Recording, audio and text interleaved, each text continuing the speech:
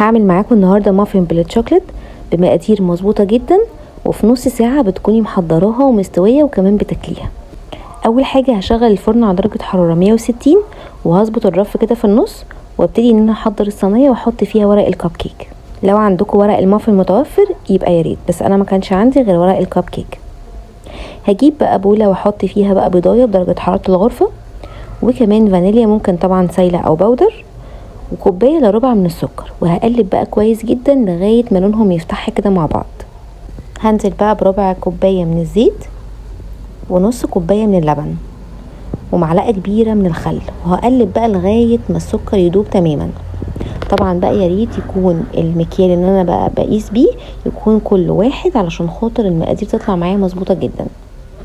قلبت كويس واتاكدت ان السكر داب تماما. هكون بقى محضره كوبايه كبيره من الدقيق، يكون متعدد الاستخدامات او مخصص للكيك. واهم حاجه لازم طبعا ان انا انخله كويس جدا عشان الهواء يدخله وما يبقاش فيه اي حبيبات. وهضيف كمان نص معلقه صغيره من البيكنج صودا، يا ريت ما نكترش منه عشان ما تنفش مننا قوي وتمرر كمان، ورشه من الملح، و3 معالق كبار من الكاكاو الاسباني الغير محلى. هننخلهم بقى كويس جدا، ودي اهم خطوه علشان خاطر الهواء يدخل جوه الخليط ويدينا مافن هش كده وشكله وطعمه حلوين.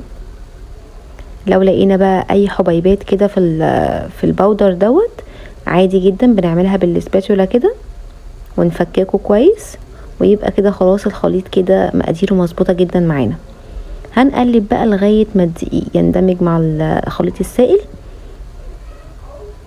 زي ما انتم شايفين كده. واهم حاجه انزل الحروف بتاعه الدقيق دي، واتاكد ان مفيش دقيق خالص في البوله من تحت. قلبته كويس. هضيف بقى 3 معالق كبار من الشوكليت شيبس واقلبهم مع بعض كده. بمجرد ان هو خلاص اندمج مع بعضه، اروح صباه على طول في القوالب بتاعه المافن، واروح مدخلها على الفرن. عشان كده كنت مولعه الفرن قبلها ب10 دقايق، وكمان محضره الصينيه، علشان انا لو سبته الخليط سبته كده على جنب ركنته، الشوكليت شيبس هينزل من تحت وهيبوظ معايا الخليط. فلازم اول خطوه اعملها ان انا اكون مولعه الفرن ومحضره كمان الصينيه. صبيت الخليط بقى وحطيت من على الوش كده الشوكليت شيبس، هدخله على الفرن على طول. بيقعد في الفرن بالظبط 15 دقيقه، وبيخرج معانا بالشكل ده. طعمه حلو جدا، والاطفال بيحبوا الحاجات دي قوي. يعني انت ممكن لو ولادك رايحين المدرسه بتحضريه، عقبال ما يلبسوا يحضروا حاجتهم بيكون جاهز. حط لهم في اللانش بوكس، وبجد طعمه خطير. جربوا الطريقه دي وقولوا لي ايه رايكم، وبالف هنا.